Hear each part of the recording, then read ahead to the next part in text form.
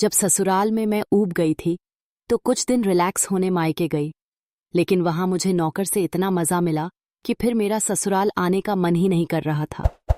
कैसे क्या हुआ था सब मैं विस्तार से बताने वाली हूं इस वीडियो में। मेरा नाम दिव्याशी पटेल है। मैं एक हाउसवाइफ हूं। मेरी उम्र 34 साल है। मेरी शादी को 3 साल हो गए हैं। मैं अपने हस्बैंड के साथ शहर में रह रही हूं।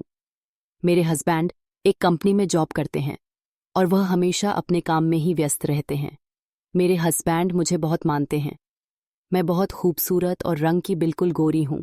मैं हमेशा सज धज कर रहना पसंद करती हूं। मैं जब सब्जी या किराने का सामान लेने के लिए बाहर निकलती हूं तो मेरी खूबसूरती को देखने के लिए लोगों की लाइन लग जाती है। हस्बैंड की प्राइवेट जॉब होने के कारण वह सुबह ही निकल जाते हैं और शाम को आते हैं।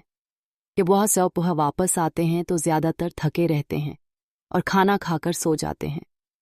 कभी कभार जब वह मुझे टाइम देते भी हैं तो भी मुझे कोई मज़ा नहीं आता, क्योंकि थोड़ी देर में ही वह थक के सो जाते हैं।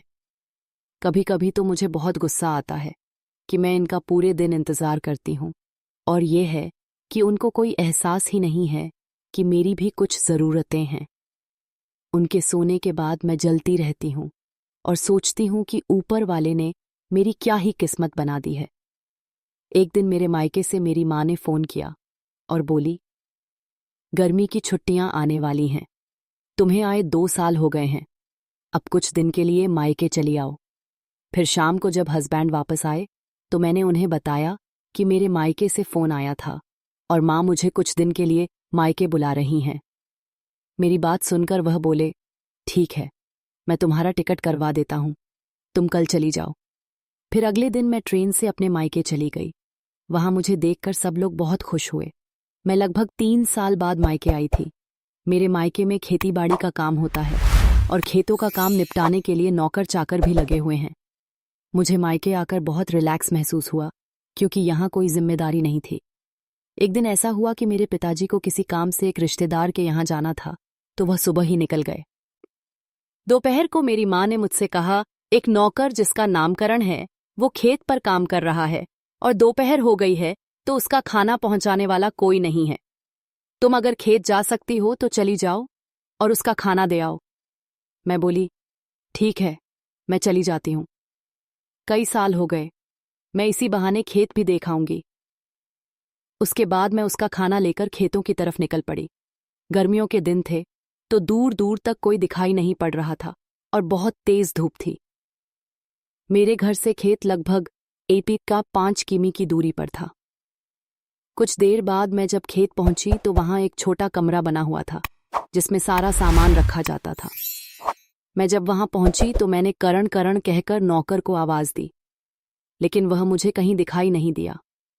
मैंने सोचा, लाओ कमरे में खाना रखकर बैठती हूं, अभी वह यहीं कहीं होगा, आ ही जाएगा। यही सोचकर मैं कमरे में गई। मैं कुछ देर बैठकर फोन चला रही थी। तब तक मुझे जोरों की सुसु लग गई। मैंने सोचा, करण कहीं दिखाई नहीं दे रहा, लाओ कमरे के बाहर दीवार के पास बैठकर हो लेती हूं। उस दिन मैं सूट पहनी हुई थी। उसमें मैं बहुत सुंदर लग रही थी। मैं बाहर आई और दीवार की दूसरी साइड जाकर खोलकर निवृत्त होने लगी। अभी मैं शुरू ही हुई थी कि सामने से कर्ण आ गया। उसे वहां देखकर मैं एकदम दंग रह गई। मुझे इस तरह देख वो भी दंग रह गया। क्योंकि मैंने अभी शुरू ही किया था तो मैं इतनी जल्दी रुक भी नहीं सकती थी। थोड़ी देर तक वह मेरे दर्शन करता रहा।